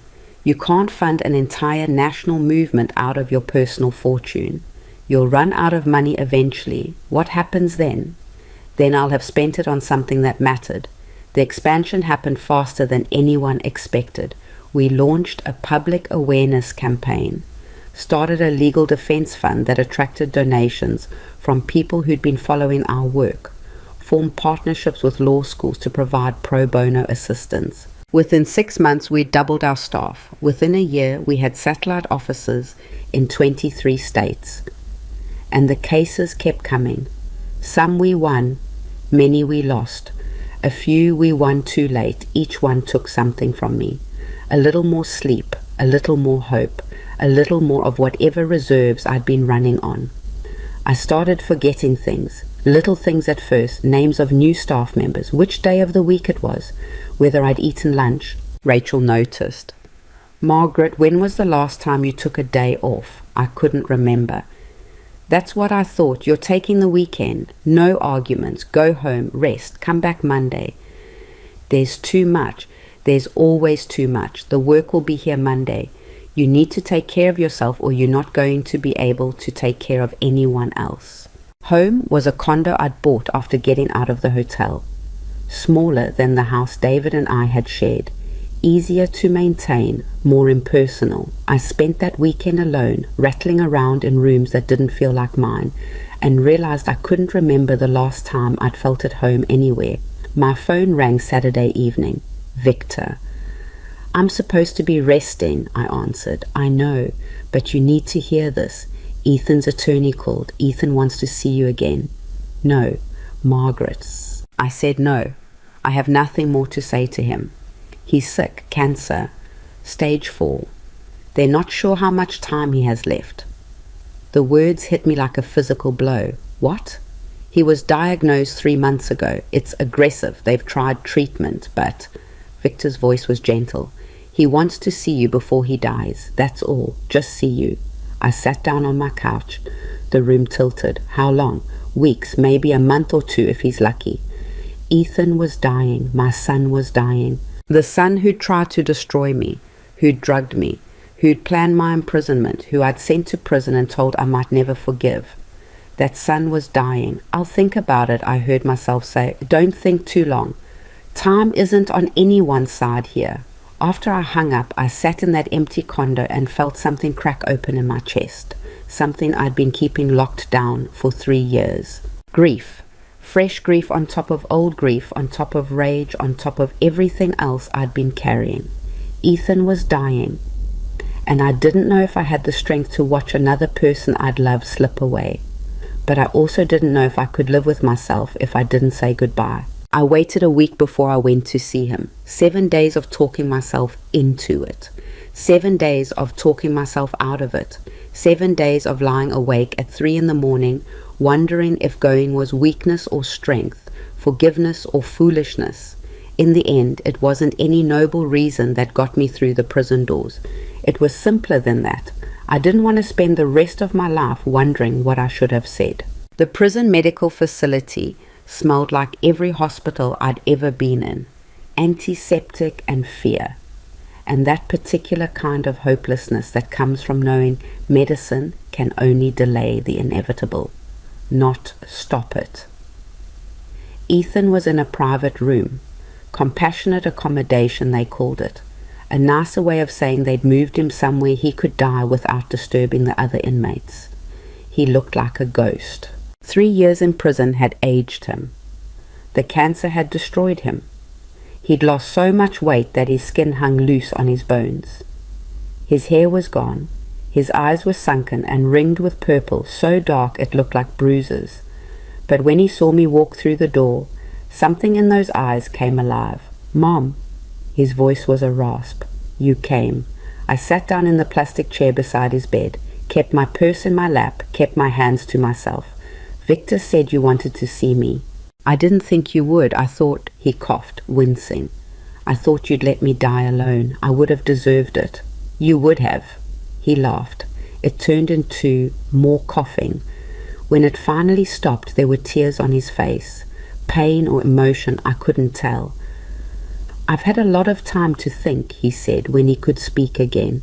3 years in a cell gives you perspective, makes you face things you spent your whole life running from. And what did you face? That I'm a coward. That I let Vanessa turn me into something I never should have been. That I destroyed the one person who loved me unconditionally because I was too weak to stand up for what was right. He looked at me, and his eyes were David's eyes. The same color, the same shape, that I killed my father all over again when I tried to hurt you. My throat tightened. Don't. It's true, Dad spent his whole life protecting you, building something so you'd always be safe. And the second he was gone, I tried to tear it all down. I betrayed everything he taught me, everything you taught me, and for what? Money I didn't even get to spend. Ethan, let me finish, please. He shifted in the bed, grimacing. I need to say this before I can't anymore. What we did to you, what I did to you, it wasn't just wrong, it was evil. And I knew it was evil while I was doing it. I told myself I didn't, but I did. Every time I looked at you playing the confused widow, I knew you were acting.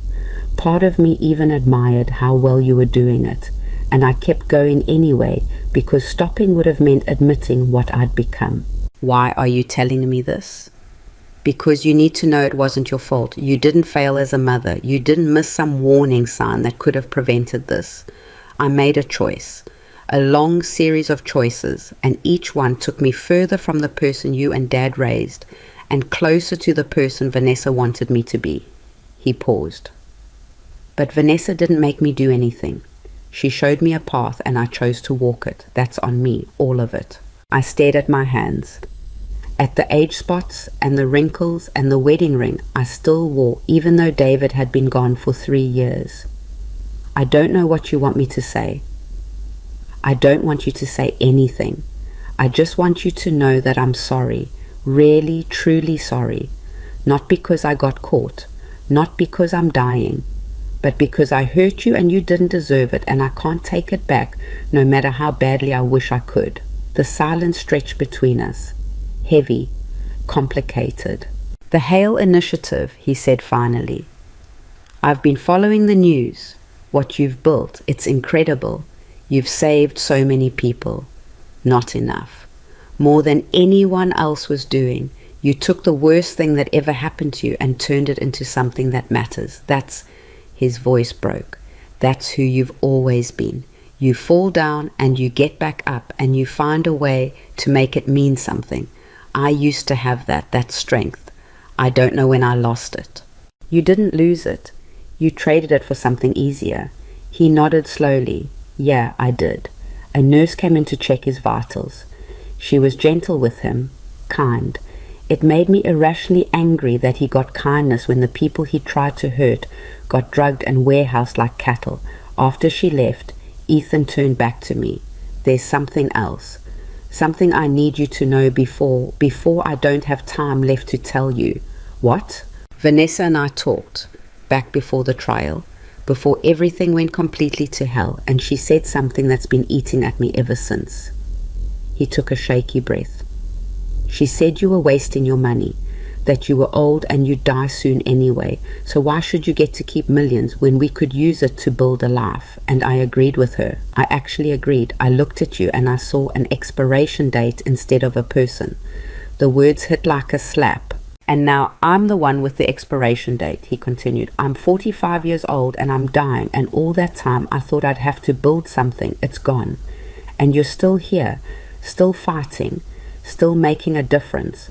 The person I thought was obsolete is changing the world, and the person who thought he had all the time in the world is running out of it. He wiped his eyes. That's not irony, that's justice. I didn't want this for you.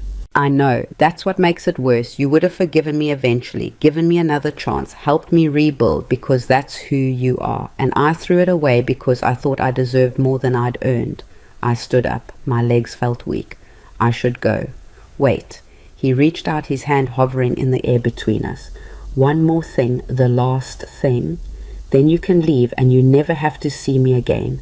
I waited. I want you to know that Dad was right about you in his letter. You are the strongest person I've ever known. And whatever happens after I'm gone, whatever the Heartℹ initiative becomes, I'm proud that it has your name on it. That something good came from something so terrible. That you took what I tried to do to you and turned it into a legacy that will outlive both of us. My vision blurred. I blinked hard. Goodbye, Ethan. Goodbye, Mom. I walked out of that room and I didn't look back. In the hallway, Victor was waiting. He took one look at my face and didn't ask questions, just handed me tissues and walked me to the car and let me cry in silence the entire drive back to my condo. "You did the right thing," he said when we finally arrived. Seeing him, letting him say what he needed to say, that took courage. It took stubbornness. There's a difference. Not always. He squeezed my shoulder. "Get some rest. I'll check on you tomorrow." But I couldn't rest. I sat in my living room with all the lights off and thought about Ethan dying in that prison hospital. About how the son I'd raised was already gone and the man who'd replaced him was disappearing too. About how justice and mercy were supposed to be different things, but sometimes they looked exactly the same. My phone buzzed. A text from Rachel. "Emergency, new case. Woman in Florida being held by her daughter. Police won't intervene without court order. Need your approval to fly team down tonight." I stared at the text, at the words that meant another family destroyed, another elderly person fighting for their freedom, another crisis that needed immediate attention. I could say no. I could tell Rachel to handle it. I could take the night off like she told me to. Instead, I texted back, "Approved. Send me the details. I'm coming with you." Because this was my life now. This was what I'd chosen when I decided that what happened to me wouldn't happen to anyone else if I could prevent it. Ethan died 2 weeks later. His attorney called to tell me the funeral would be private.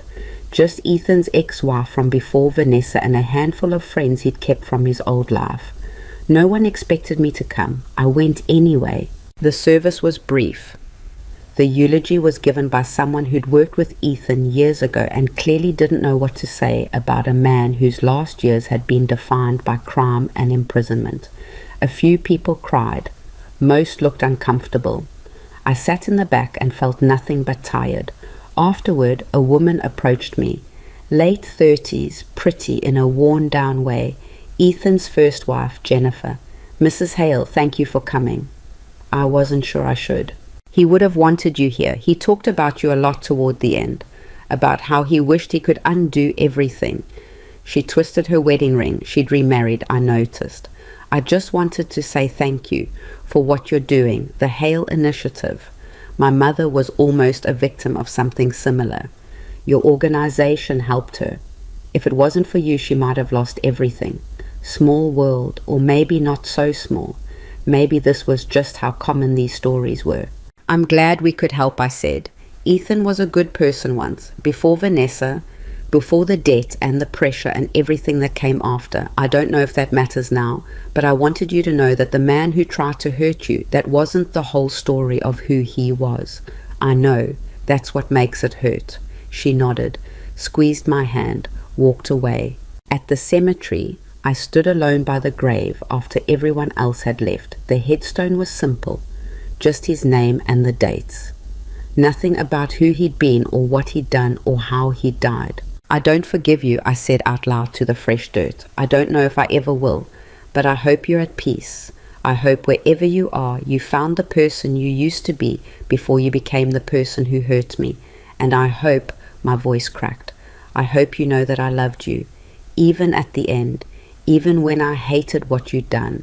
You were still my son and I still loved you, and that's the part I can't forgive you for, because loving you hurt more than anything you did to me."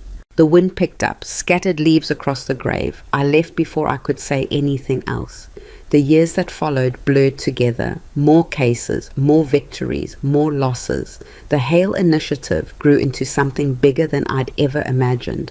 We opened offices in 37 states, helped thousands of people, changed laws, shut down predatory operations, became the standard bearer for elder rights advocacy. I turned 70, then 72, then 75.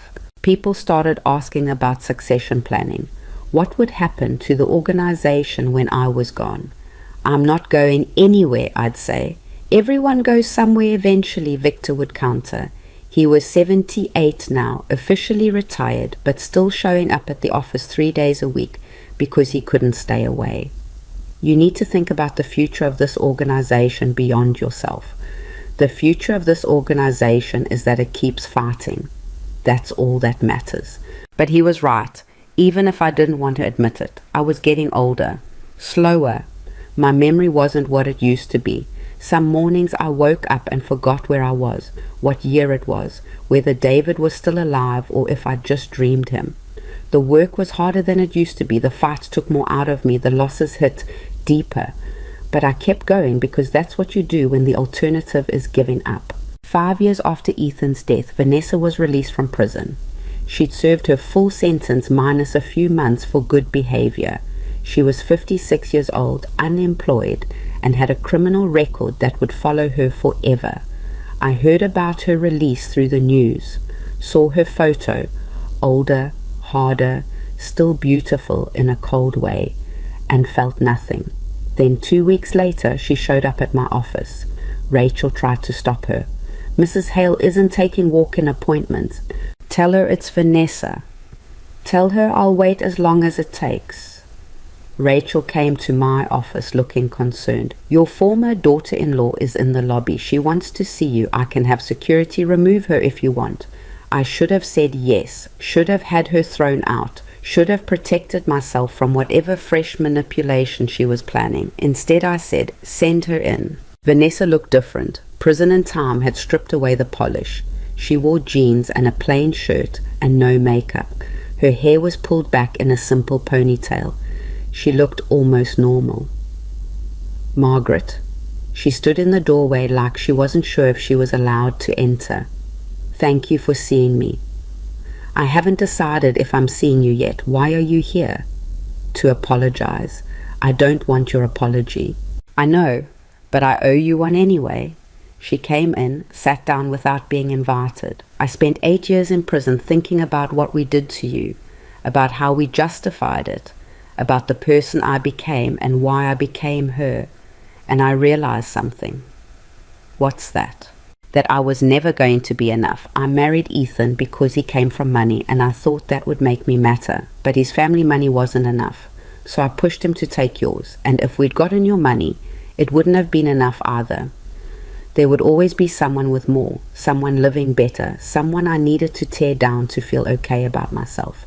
Is this supposed to make me feel sympathy for you? No, it's supposed to make you understand that what we did to you wasn't about you. You were just..." She paused. "You were just there, available, vulnerable, and we were predators looking for prey. If it hadn't been you, it would have been someone else. That doesn't make it better." "I know. Nothing makes it better, but I needed you to hear it anyway."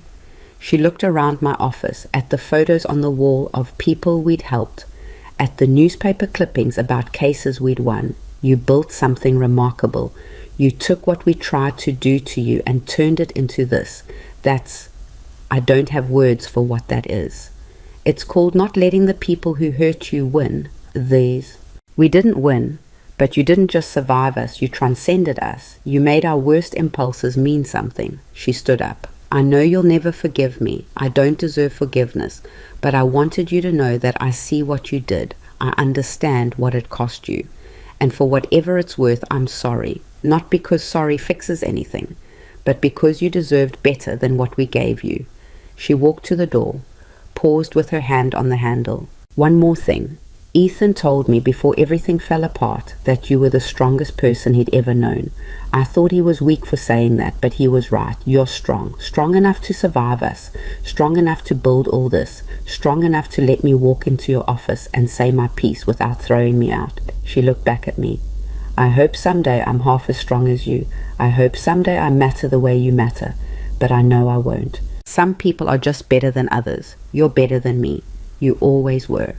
Then she left. I sat at my desk for a long time after she was gone, staring at nothing, feeling something shift inside me. Not forgiveness, not closure, just release. The weight I'd been carrying for 8 years, the rage and the hurt and the need to prove something, it loosened, just slightly, just enough that I could breathe a little easier. Victor found me an hour later, still sitting there. "You okay?" Vanessa came to see me. I heard. What did she want? To apologize, to tell me I won, I don't know, to try to make peace maybe. Did it work? I thought about that question, really thought about it. I said slowly, I think I'm tired of fighting. Not the work.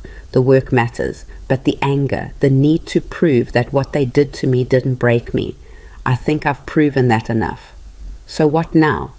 Now I figure out what comes after survival. What came after survival was something I hadn't expected. Peace. Not the dramatic kind.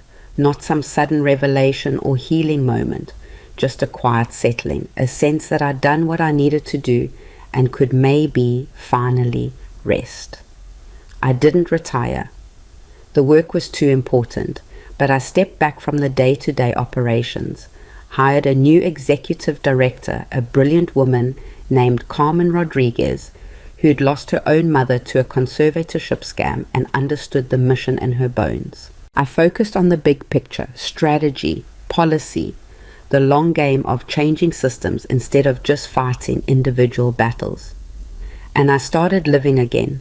Small things, dinner with friends, books I read for pleasure instead of research, a garden on my balcony, mornings where I drank coffee and watched the sunrise instead of checking emails. I was 78 years old, and for the first time since David died, I felt like myself again. The Heartℹ initiative continued to grow.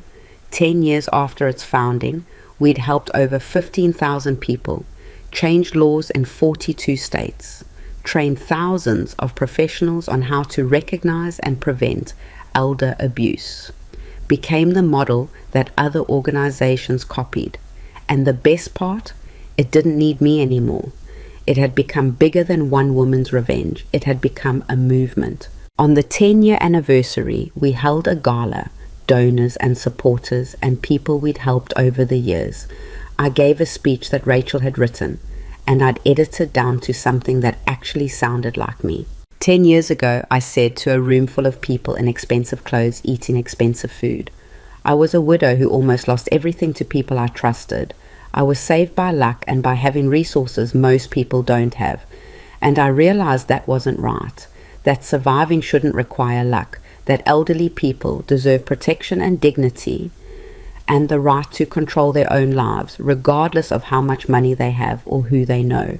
I looked around the room, at Victor, sitting at a table near the front, looking proud, at Carmen, standing off to the side, ready to take over when I was done, at the faces of people whose lives we'd changed.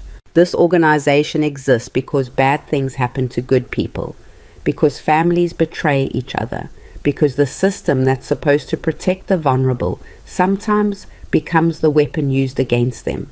We can't stop all of that. We can't save everyone.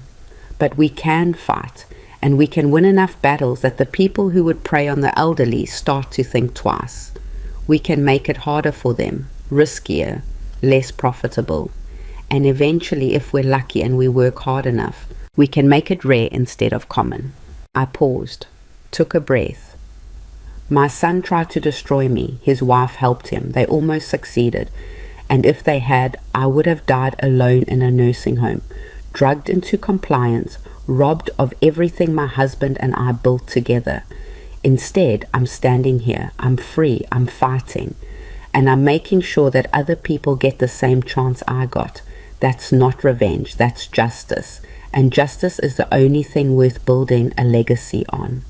The applause was loud, genuine. Afterward, person after person came up to thank me, to tell me their stories, to say that the Heartℹ initiative had saved their mother, their grandmother, their father, that we'd given them hope when they had none. I listened to each one, hugged them when they cried, promised that we'd keep fighting. And I meant it. Late that night, after everyone had gone home, I stood on my balcony and looked out at the city. The same city where David and I had built our life, where Ethan had betrayed me, where I'd almost lost everything, where I'd found myself again. My phone buzzed, a text from Victor. "You did good today. David would be proud." I texted back, "I hope so." Because that was the truth I'd been avoiding for 10 years. All of this, the organization, the fighting, the endless crusade, it had never been about saving strangers. Not really. It had been about proving to David that I was the woman he believed I was, that his faith in me hadn't been misplaced, that his letter telling me to be brave and make them wish they'd never underestimated me hadn't fallen on deaf ears. I'd spent 10 years becoming the person David had seen in me all along. Strong, unbreakable, unwilling to be made small. And standing on that balcony, looking at the city lights, I finally believed it myself. I was 78 years old. My son was dead. My husband was dead. Half the people I'd loved were gone. But I was still here, still fighting, still mattering. And in the end, that was the greatest revenge of all. Not destroying the people who tried to destroy me, but outliving their worst intentions and building something that would outlive us all. The woman they tried to silence had become a voice that echoed across the country. The widow they tried to rob had become wealthy beyond their comprehension, not in money, but in purpose. The victim they tried to create had become the protector they'd never be. I finished my coffee, went inside, set my alarm for tomorrow because there was work to do. There was always work to do, but for the first time in 10 years, that felt like a choice instead of a compulsion. And choice, I'd learned, was the thing they tried hardest to take from me. Choice was the thing I'd fought hardest to keep. Choice was the thing that made everything else possible. I climbed into bed, picked up the book on my nightstand, and read until my eyes got heavy. Then I turned off the light and went to sleep, with the windows open, listening to the city breathe. No nightmares, no fear, no rage keeping me awake, just peace. Hard-won, blood-bought, battle-scarred peace. And that, more than anything else, was the victory they'd never see coming. The widow who stayed silent had found her voice, and she wasn't done speaking yet.